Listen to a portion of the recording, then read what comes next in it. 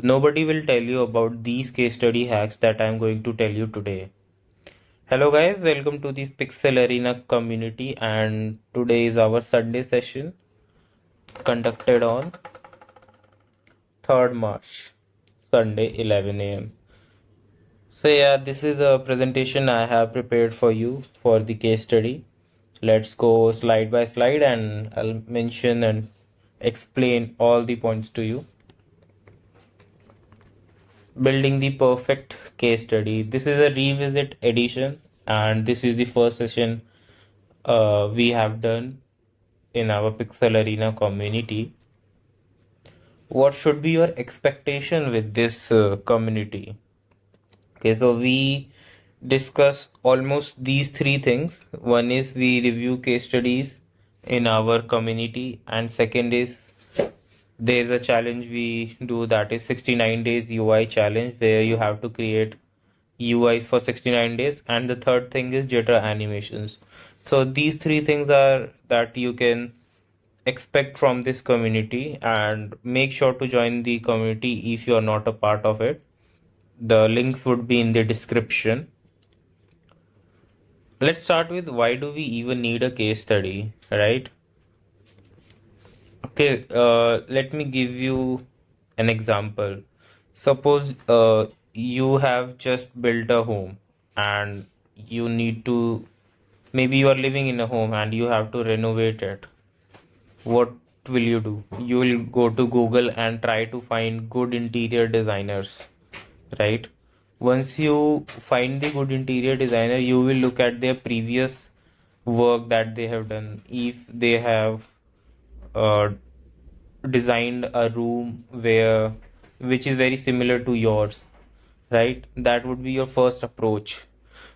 In the same manner, if a recruiter is looking for a UX designer or for a renovation of his particular application, the client or recruiter needs a product maybe. What he'll do is he'll go to Google and search for good product designers, maybe in his area or maybe in India or wherever from where he wants the designer to be. And then he'll compare different portfolios and try to come to one conclusion and finalize one designer. So this is why you need a case study. You need to showcase your previous work, any concept that you have created, okay, to showcase your potential. Okay, now we are done with the analogy. Let's get to the basics of case study. And after that, I'll share you the secret sauce. The secret sauce of creating any case study. Okay. Always start with the introduction of your case study. Okay. You should have a catchy hook line on your main introduction page, or you can say a hero page. Okay. And tell tell about the project, which category it fits. Is it an iOS application, is it a web design, and then you can mention how much time have you spent on this project. Okay, also just like here in the right side of the visuals you can see there is a name of the app that is Staywise. You can write that, or you can also mention which platform is it, iOS or something, or you can mention you have used any specific tool like Figma, Adobe XD. You can also mention your name. So these are the things that you can include on your introduction page, introduction section. Then you have the timeline. In the timeline, you can mention about the process, how much hours or weeks you have spent. You can show a roadmap, like in the first week you started with the research, in the second week you started with defining the problem statement. Like that, you can mention the whole timeline, and maybe you can mention the table of contents. Yeah, then comes the problem statement. In the problem statement structure, you have to tell about the challenge that you have faced, or maybe a gist of solution as well. Okay, you can mention about the target audience. That is very important. Okay, this will give the user or the recruiter more insight about what the project is about and what problem and solution summarized that you have solved. Then add all the deliverables, all the UX deliverables that you have made during the whole project. Your UX deliverables could be persona, empathy map, customer journey map, and maybe competitive analysis, task flow, user flow. Add all of these data, and do not use the same FigJam sections that you have created there. Try to make them very personalized to your particular design.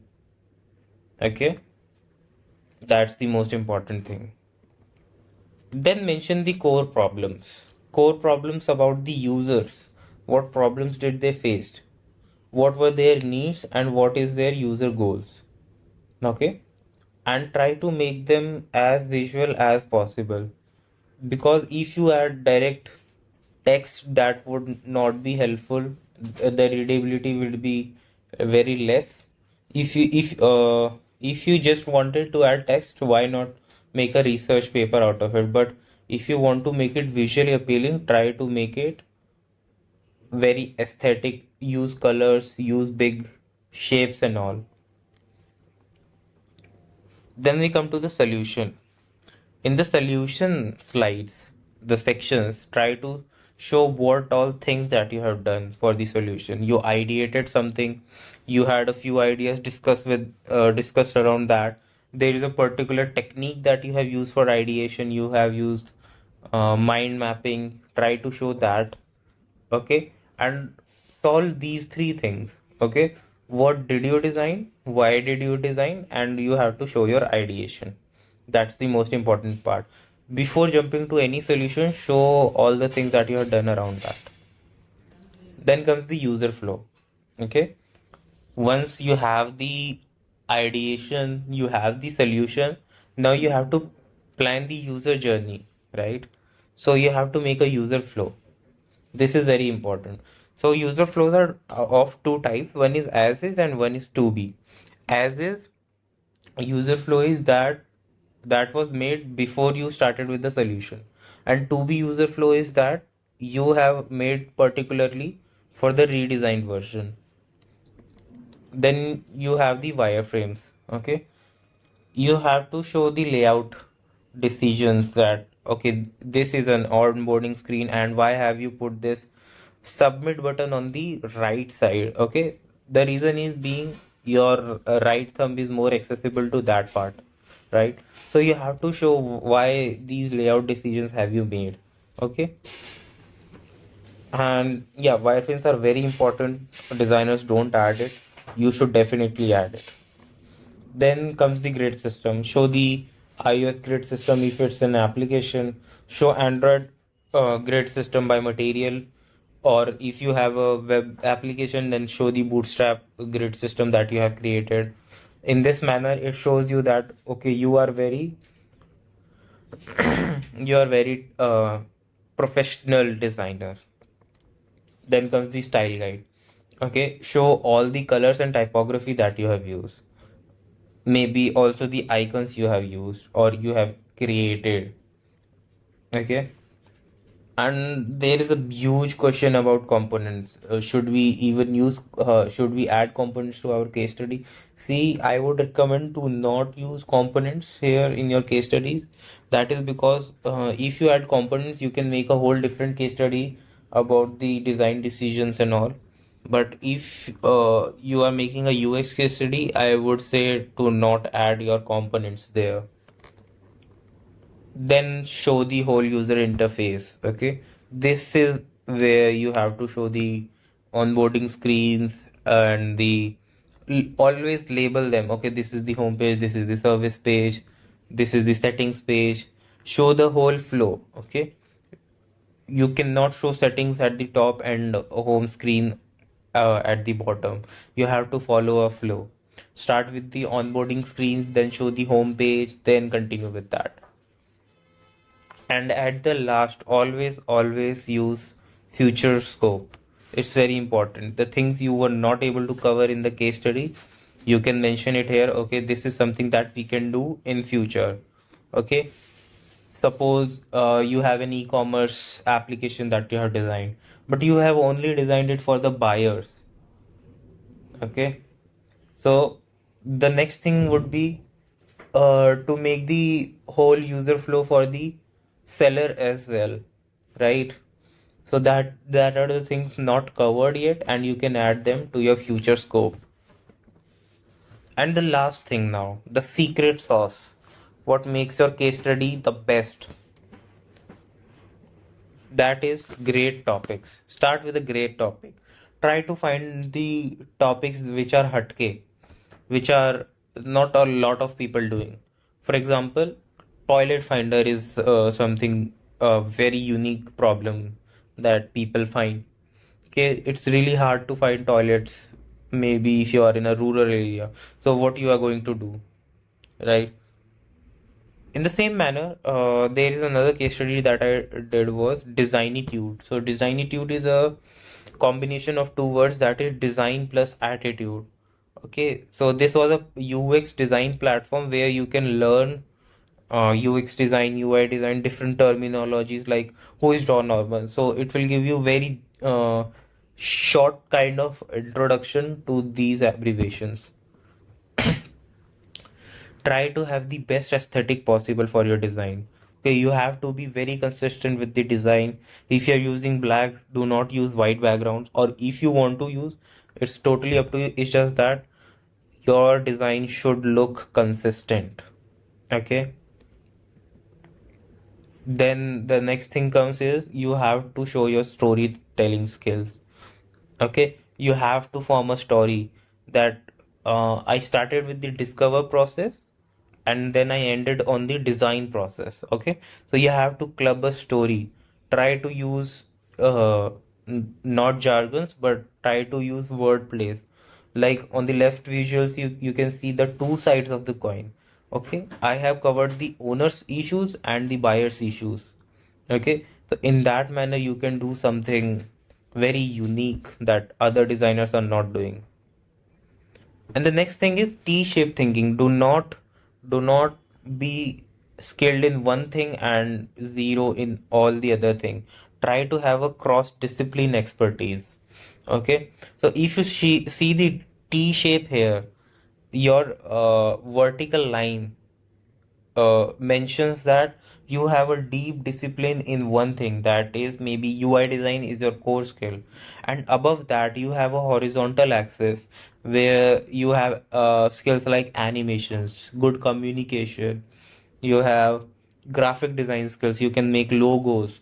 Okay, try to be a multidisciplinary designer. So there is a saying that is jack of all trades, master of none. But this is not a good quote for this generation. It should be jack of all trades and master of one, one. So this is something which is necessary for all the designers. Startups, MNCs are looking for people who can handle different hats. At least they have knowledge about development. If you are a UI designer or a UX designer, branding is one thing that you can cover side by side in your case studies as well. Suppose you have created a toilet finder application. Try to brand it. Try to show the colors. Try to show the how the logo is going to look on toilets.